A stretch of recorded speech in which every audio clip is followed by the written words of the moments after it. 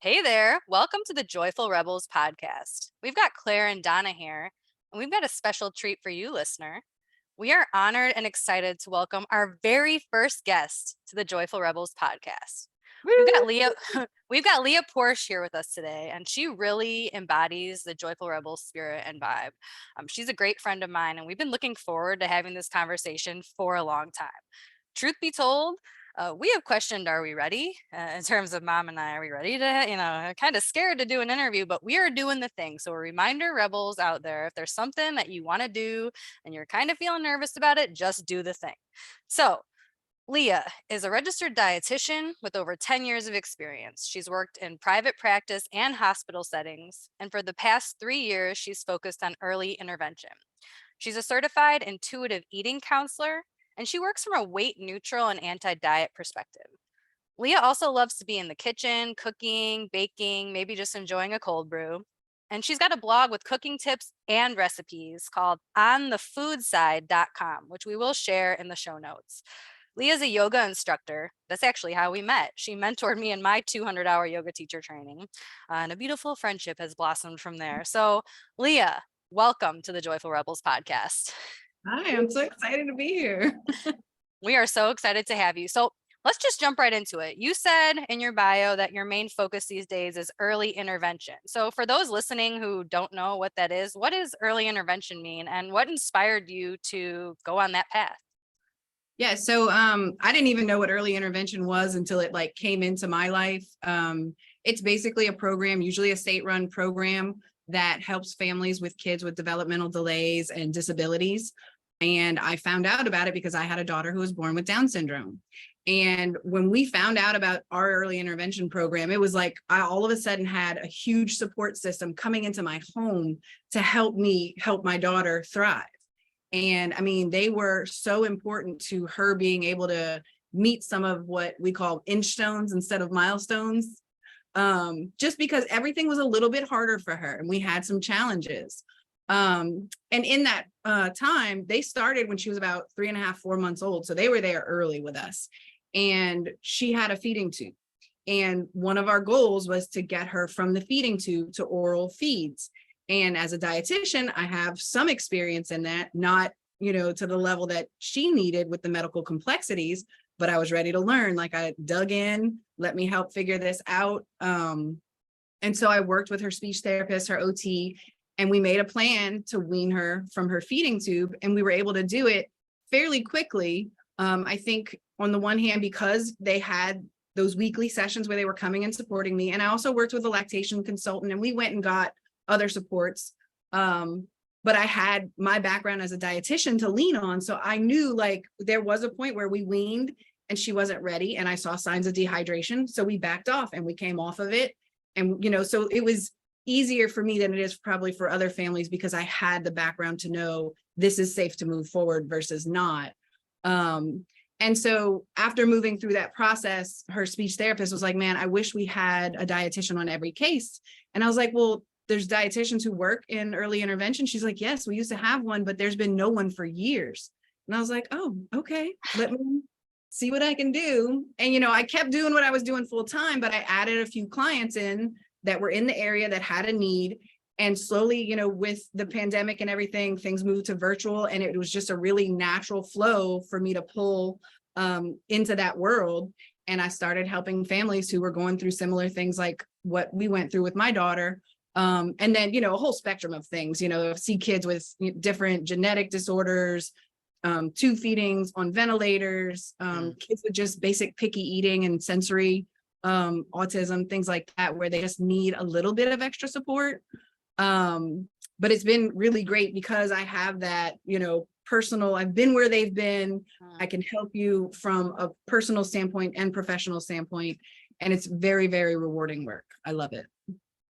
Well, Leah, it makes me think that, here you are in the space and you're living it out and you're providing another perspective, not like you have expertise in the area, but that you were drawn to share your perspective and to get in there and kind of just rumble around.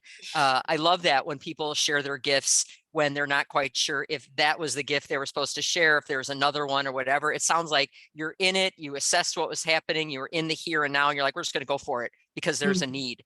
Right. And I, I don't know if anybody's listening, if you've ever had that kind of quiet whisper or a calling, and sometimes we doubt ourselves, like, is this where should I step into it fully?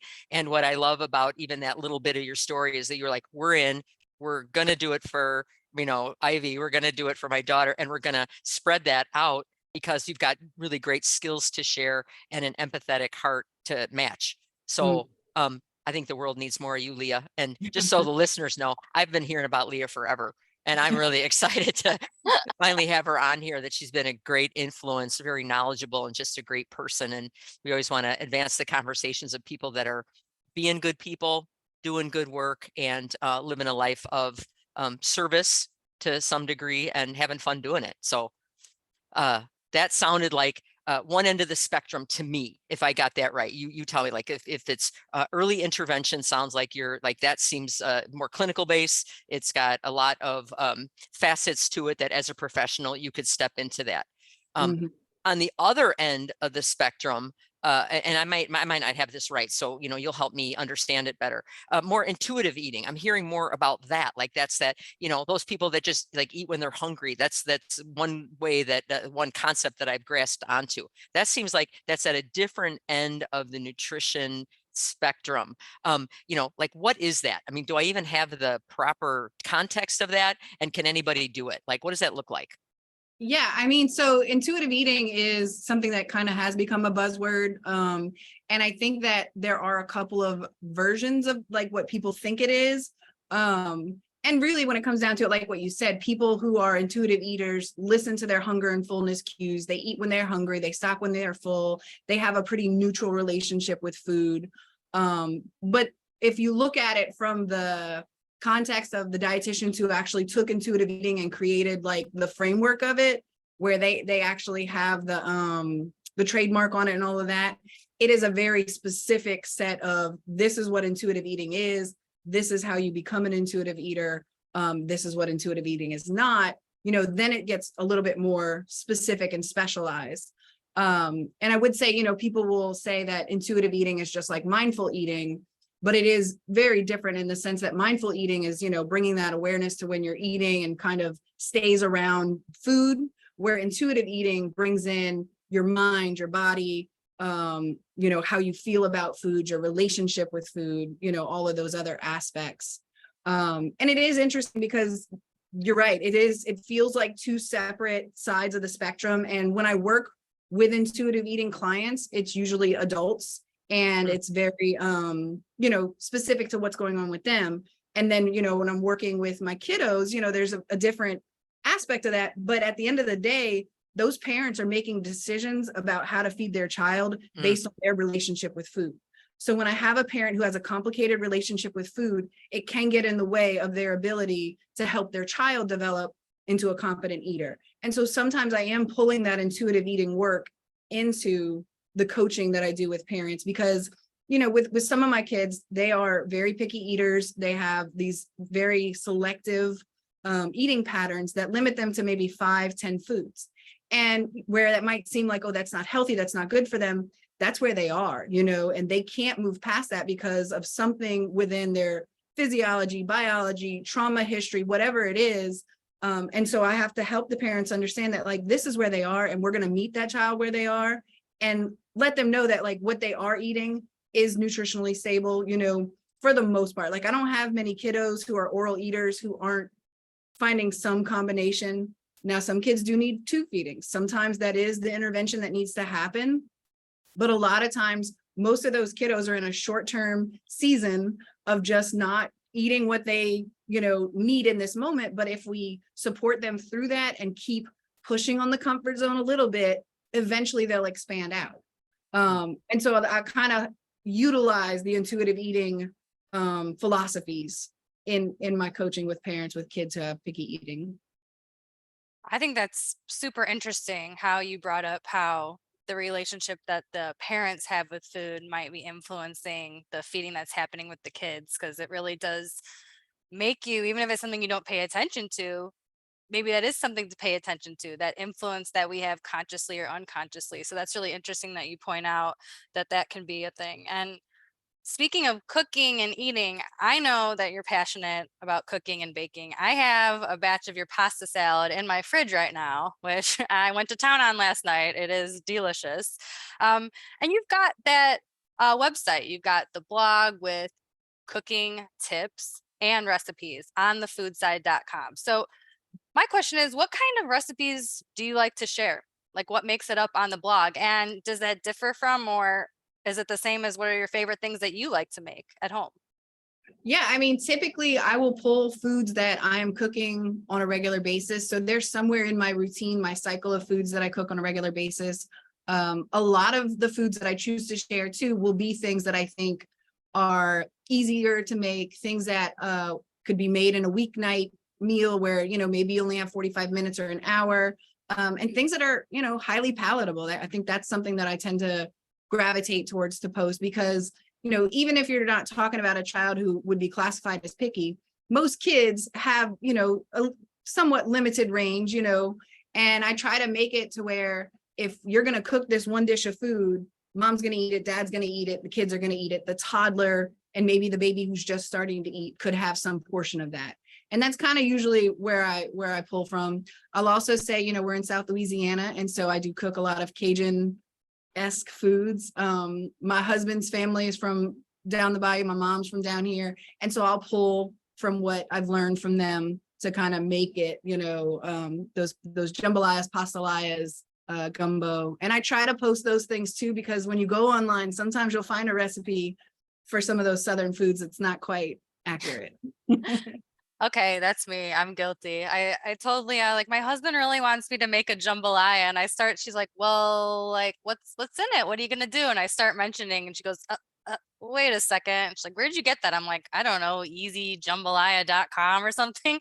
What does she do? She whips out her phone, and within a minute, she's sending me a message with a go-to recipe that she has. And like you said, Leah, an easy type of weeknight meal. I mean, this is utilizing things like frozen veg, which is still, highly nutritious and a lot easier. It's taking me the time out from chopping. So I love how you've taken that combination of easy, you've got the nutrition, you got the flavors there, I think, and you've got the cultural aspect too, with bringing in that Cajun food. So I know if I am going to go to, because I'm not from South Louisiana, but if I'm going to try to cook there, I'm going to need to get Leah's input.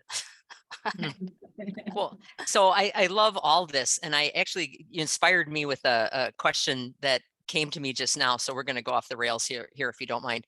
Yeah. But I think for all the listeners, and because we're seeing this really wide swath of knowledge that Leah has, and just throughout, it just seems multi-leveled. It feels like it spans the family, and and we influence each other in ways that we know and we don't know. Would that be fair to say? Like in a family unit? Okay.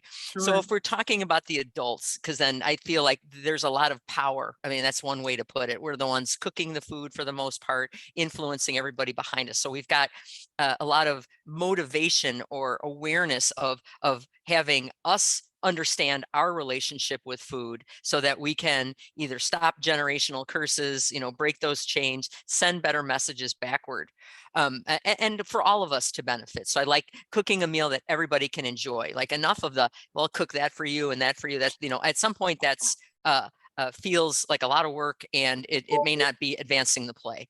So the question that came to my heart was, knowing all that are there like one or two tips or areas that we see especially devoted toward adult women that to make our relationship with food to be more neutral based and not so highly charged, regardless of what it's been in the past? Have you seen anything that you could share with us that at least get us on the road to neutralizing and on the road to healing and changing how we're in this space in general? Because everybody's got to eat.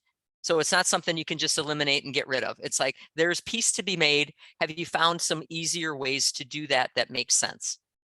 Yeah, I mean, I definitely think that, when you're looking at, having a really complicated relationship with food, or if getting into the kitchen or eating or feeding feels like the biggest stressful part of your day, I think working with an intuitive eating counselor would be my number one. or picking up the intuitive eating book, because, you can start there. But I think if we're talking broadly, I think one of the biggest things is the fact that so many people are so afraid of being fat. I really do think that's like the background issue, and that we're taught that food and fatness have this huge interplay, and that health and fatness have this huge interplay that I don't think really exists in the way that we are sold, through media and through the messaging that we get. And that, there are so many fat people out there who are fit and healthy and getting it every day. And there are thin people who are running themselves ragged physically and mentally every day. And so I think that, to me, is one of the like biggest bites for people to take. But once you can move through that, then it's easier to like find that, okay, all foods fit, all foods are neutral. Because, when you have hangups about food and you're like, oh, I can't eat that because X, Y, and Z, then you're putting an emotional charge, versus where all foods fit. I can eat some of this if I want to. You're less likely to eat more than what your body needs. You're less likely to have binging. It really is a cycle of restriction, binge, restriction, binge. Those things, go hand in hand. And so, it is like a very, big interplay of, like I said, the relationship, the way you were brought up, eating and feeding, and then your relationship with your body and your relationship with movement. All of those things just come into this. And it's, being in the world of intuitive eating for 5 years, before that being very heavily in the fitness and wellness industry. Before that, I went through my dietetics program and graduation as somebody, like, looking back now, I probably had an unhealthy relationship with food on that, the overly healthy side, of what they call orthorexia these days, where I was logging every single calorie. I was working out 2 and 3 times a day. I wanted to be healthy, but I was not mentally, healthy. I didn't have the positive relationship with food in my body that I have now, and it's just the realization of what's important. And like, I'll talk about, like, what are my values, and my values have definitely changed around food and how I feel about my body 100%. That's so powerful. I really am coming to understand, and work in progress, that the whatever messages that we grabbed onto, that we heard more, and some of it is just our sensitivity, some of it is the bombardment of it, some of it is just the historical timeline that we were in. Like, so there's not even a blaming, but there's like, that was relatively complex, and how the game's not over. Like, we're learning more and more about how to make it. I mean, the way I think of it, would this be fair for, and I'm using intuitive eating in the layperson sense. I understand there's a much more, it's a much more structured and thought out process. But even the sexy one that's out there right now, would it be fair to say it's like eating is enjoyable, but it doesn't consume that much mental bandwidth? Would that be one hallmark of that? There's a natural neutrality that comes with being an intuitive eater, where it's not so high, ups and such low lows. It's like, oh, food is food. And you enjoy your food when you enjoy it, but it's not this, big deal when you have, something like a donut or a hamburger. It's like, oh, just having a donut or a hamburger. Oh, just having some broccoli. Those things are neutral and equal. Well, that leads me into the awareness of that, which I love it when, we shine the awareness light. And once it's on, I'm finding that you can't unsee stuff. You're like, the light's on. But that leads me to your yoga, and how that, in my understanding, it's all along the same lines. Like, there's all this connection and similarity and synergy that goes with being aware and looking inward for some things, and just maybe even some of the meditation. So I know that you and Claire have done yoga teacher training together. You've been in that space. How would you categorize how you feel about yoga and your philosophy, and where that fits in with all this? Yeah, I mean, there definitely was the similar shift in my relationship with movement, and that, the training I did was a power yoga training. And so hot, very sweaty, very, intense yoga. And that has transitioned to where yoga is more of a mental practice for me. I'm still moving my body. I'm still getting physical, but there's not that element of like, I have to be able to do 6 wheels every time they call it, like that's outside of where I am anymore. But I think that, as a teacher, the big thing is creating a space that's accessible for other people who maybe don't have the body, they don't have the body, quote unquote, that they think they should have in order to come in and do yoga.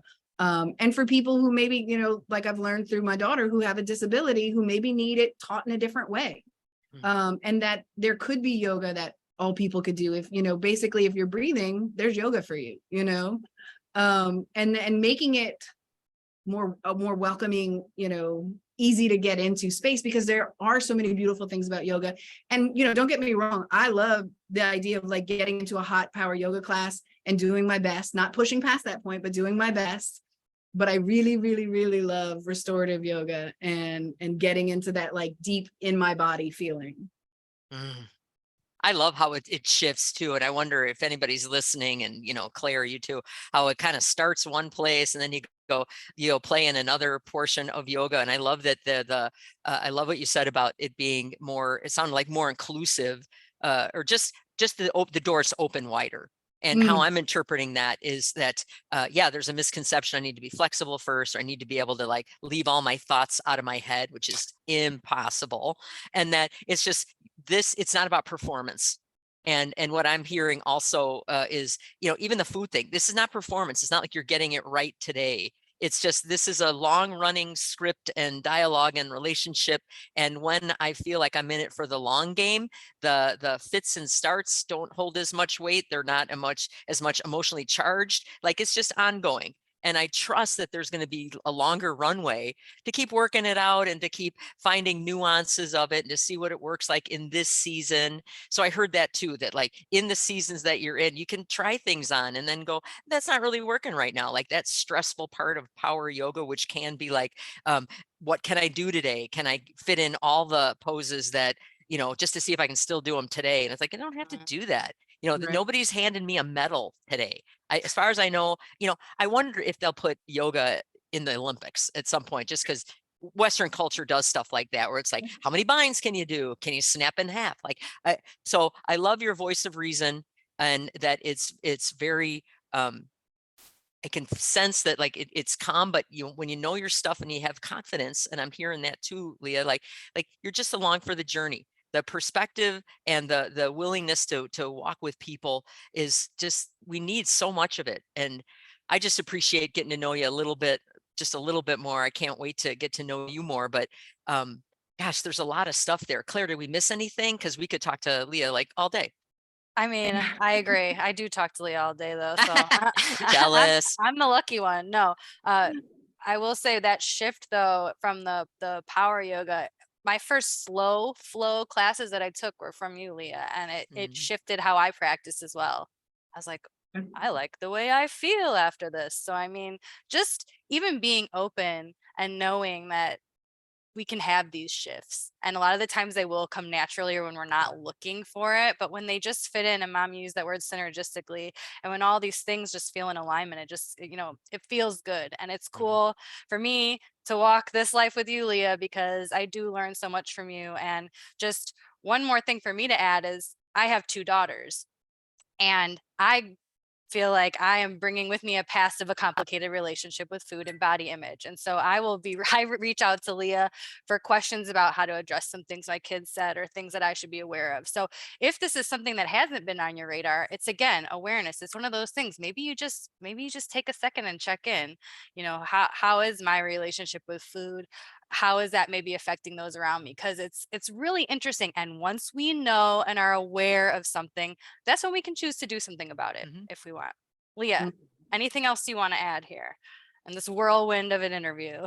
Yeah, no, I mean, I'm so glad to have gotten this opportunity to talk to y'all and share, this with y'all. I think that, it was really fun seeing how the things that I do line up with what y'all are doing, and the different ways, that they're, like y'all said, the congruency, the synergistic, nature of it. And it's just fun to be along, this ride with y'all. I love listening to the podcast, watching the YouTube. So it's very exciting to be, participating.